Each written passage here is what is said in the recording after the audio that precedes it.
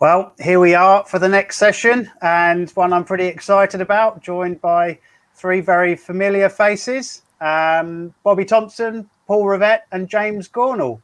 How you doing, guys? Hi, Ben. Doing well, thanks. Sat in a field here in the middle of Suffolk.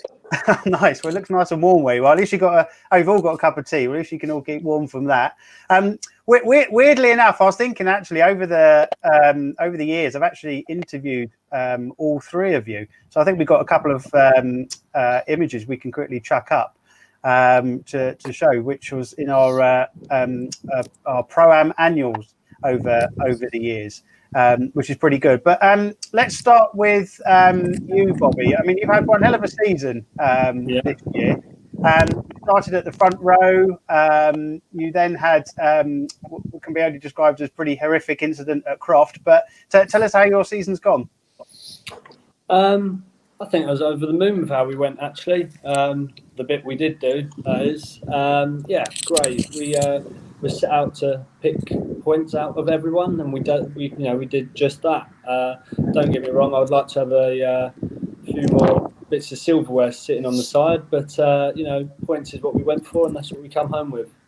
Yeah, definitely. Well, let's talk about that incident. We've actually got a video of it here to kind of just to remind people.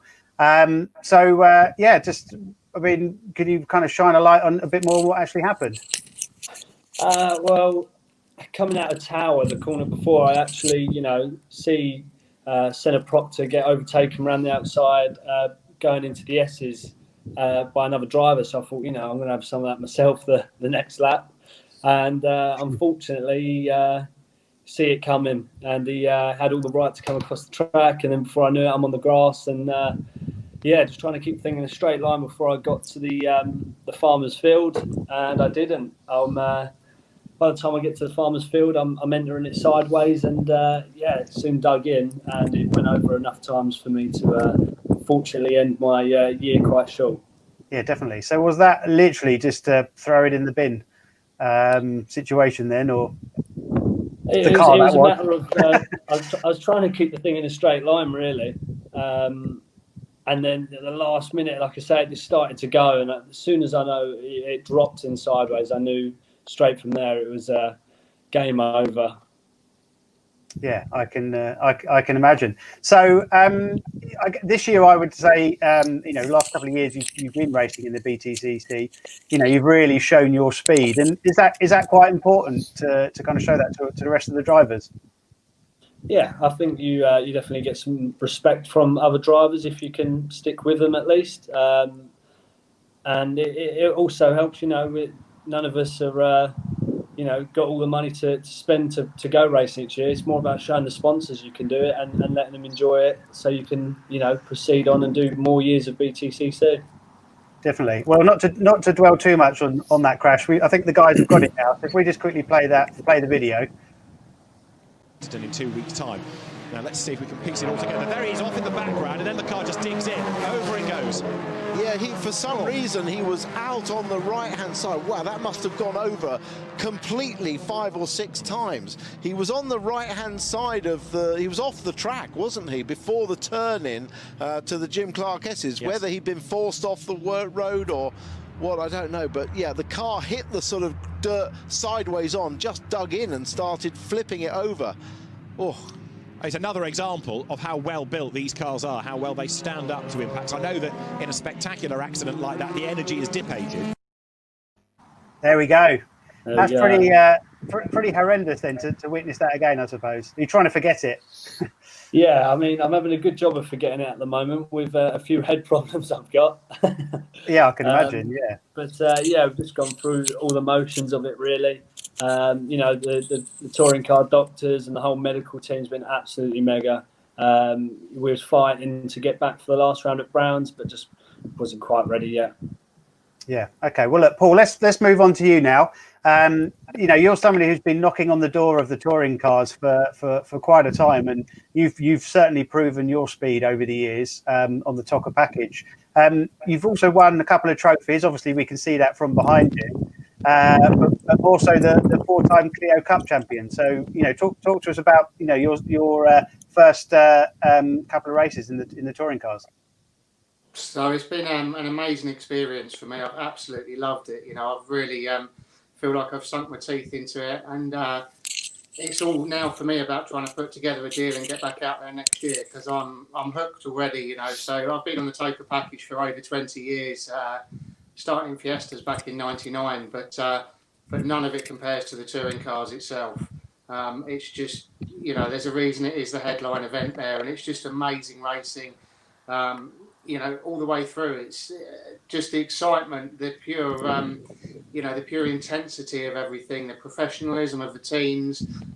It's second to none with anything else that I've ever done. So, I've really, really enjoyed it. I really have. I feel I've got to grips with the car fairly quickly. Qualifying at Brands was probably the highlight, qualifying 9th. So, bits I need to practice on getting off the line. For anyone that saw it, I literally got to about 5 or 6 places every time, and then spent the rest of the race, trying to fight my way back up there. But we certainly did that. Yeah. So, but the whole experience in general, it's just been fantastic. It really has. It felt really right to be there. I'm very unfortunate not to see James and Bobby out in the cars at the end of the year, because it's always a shame to see a driver not manage to make it to the end of the season. But it's been a tough year for everybody all round, and and that did give me a chance to get in the car. So I really feel for these two guys. But at the same time, without that, I wouldn't have had a chance to get out there. So it's really opened my eyes to what the touring cars is all about. The fantastic welcome from everybody there.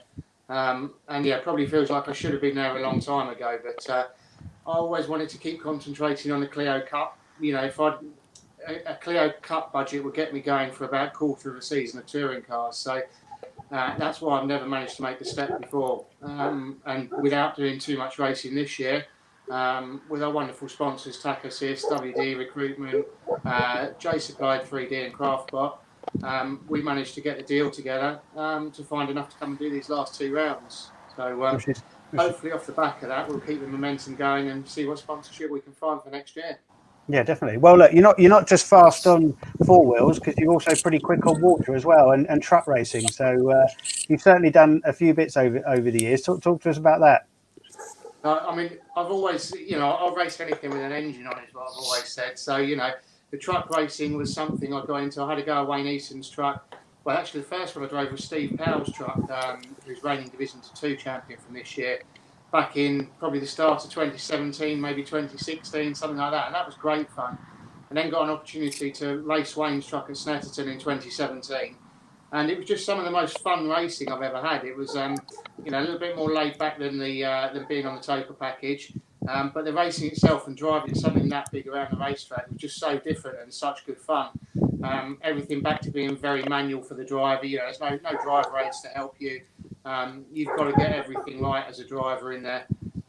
Your feet are constantly dancing around on the pedals. You're trying to build the boost up as you're coming through the corner with your left foot still on the brake, trying to hold it back and build that boost up and then release it at the right time. And so it's another, different art to learn. So I've thoroughly enjoyed that, and that will be next year's fallback plan. If we don't get the budget together to come and do the British touring cars next year, the fallback plan is to go back to truck racing, along with the Fun Cup that I race in with a friend of mine, Alex McLeod.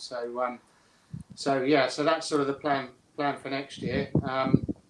But the jet ski racing was great fun as well. That was something I got to do in 2012, which we managed to get a sponsorship deal off the back of the car racing. To try and the whole objective of it was to try and win a championship on land and on sea in the same year. And we were in with a good shot with the Clio Cup and only finished second in that year. So we didn't quite hit the mark on that one, but managed to win the CD Challenge Jet Ski Championship that year in the P1 Aquacross Championship. So that was amazing to go and do something completely different like that. And that was really tough as well. That was probably the toughest racing I've ever done. The races were half an hour plus a lap. And they're absolutely brutal, the jet skis. I've ridden motocross bikes and bits before, and they're fairly brutal. But the jet skis, no suspension. Every time that comes down and hits that water, it's a hard slap on the water every time. And the only way to stop yourself falling off is pull the throttle a little bit harder. So to get your brain into that gear, I think I'm going to have an accident, just squeeze the throttle a little bit more. It took me a few rounds to do that, but once I got the hang of it, it all went really well. And it's an experience I'll never forget. Yeah, I can imagine. I certainly can. Well, James, Jiggy, let's go back to you. You have got a pretty impressive resume, haven't you? Really, you've been in Super One, British GT. You won the Mini Challenge, so you've certainly done a lot of things. I mean, there's an example of an interview we did with you, well, a fair few years ago now. Kind of talk us through what happened on with the Mini Challenge and how that got you into the touring cars. Well, I raced in the Minis purely to learn front-wheel drive because I'd not driven a front-wheel drive car before that. And I wanted to race in the touring cars. As you mentioned, I won British GT.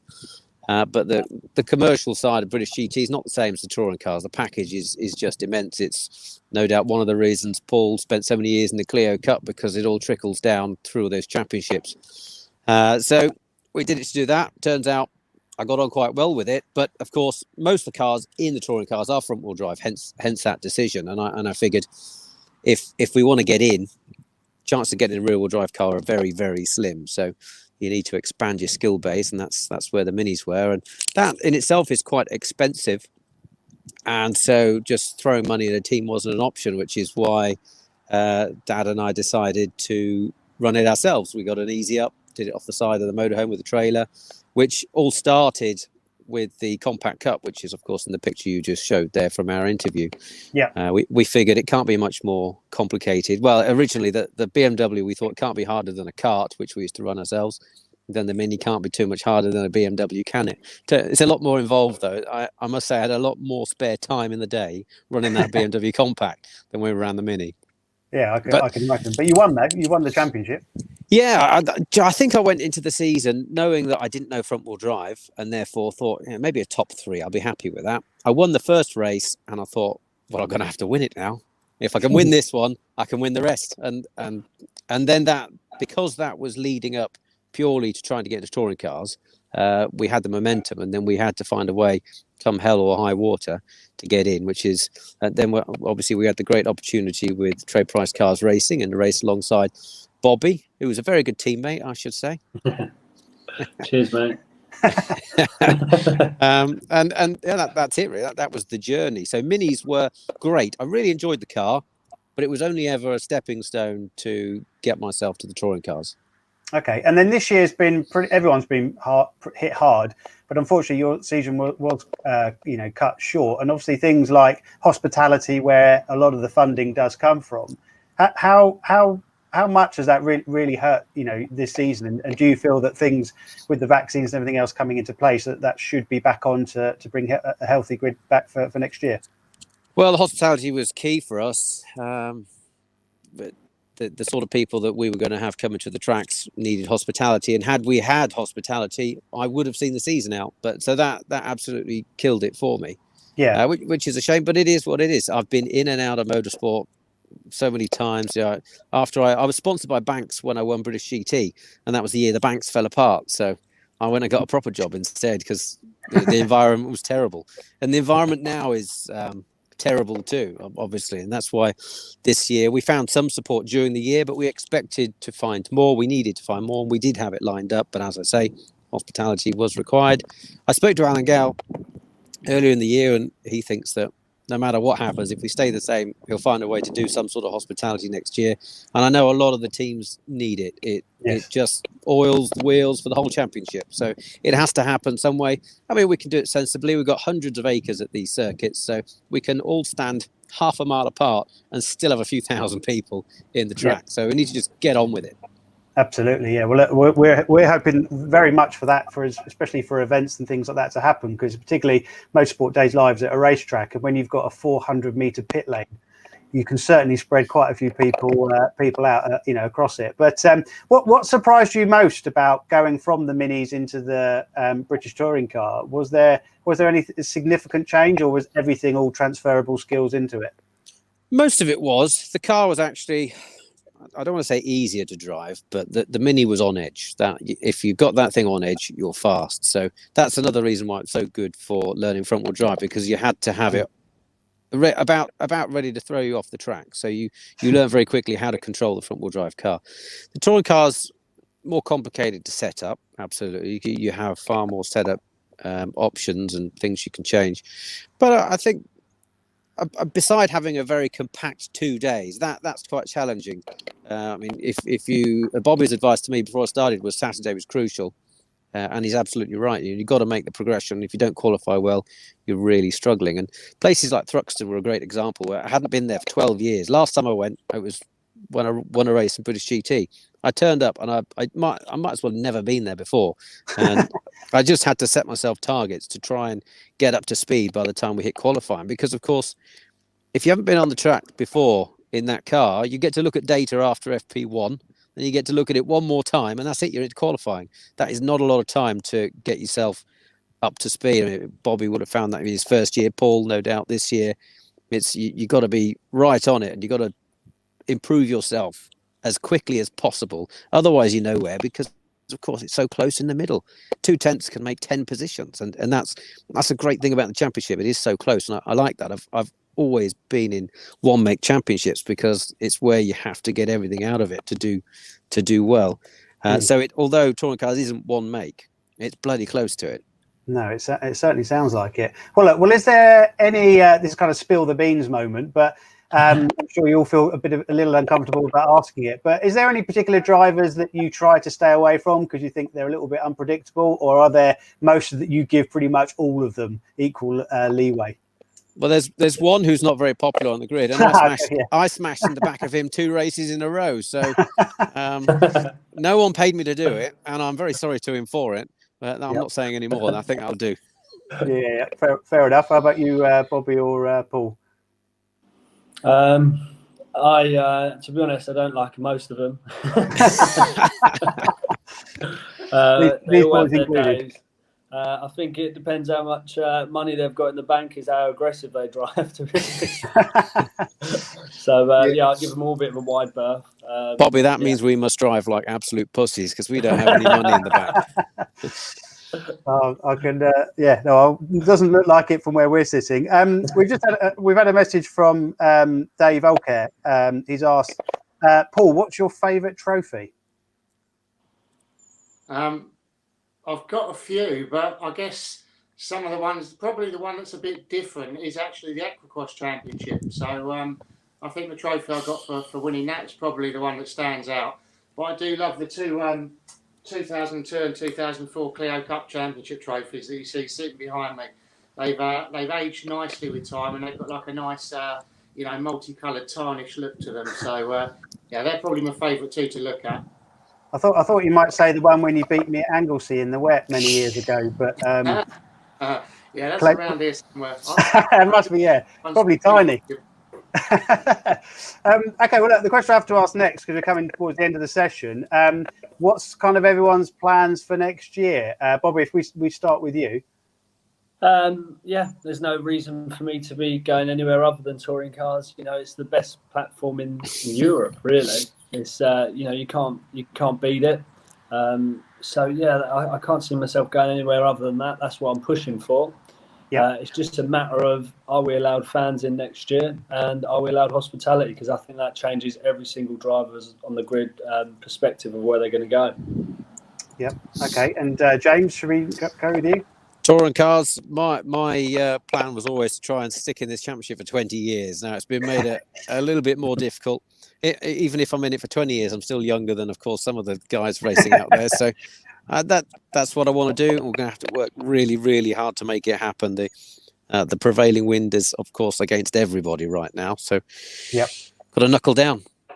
Absolutely. And Paul, I guess the same. Yeah, I'd love to be in touring cars. I really would. It's a large amount of money to find to go racing for the year, but fingers crossed I can pull it off. I'd love to be able to get a few seasons in a touring car before I start to need a Zimmer frame to get from the garage to the car. Well, I've no doubt you will. Well, look, the best of luck to all of you boys. Really appreciate you being involved today. Hopefully, things will carry on for motorsport into next year. For everybody, whether it's the people starting off for motorsport or the elite with you guys. But thanks very much. Have have a great Christmas. Get lots of training in. Eat healthily, and then we'll see you on the other side. So thank you very much. Thanks, Ben. Thanks, Ben. Thank you very much. Okay. Cheers. We'll go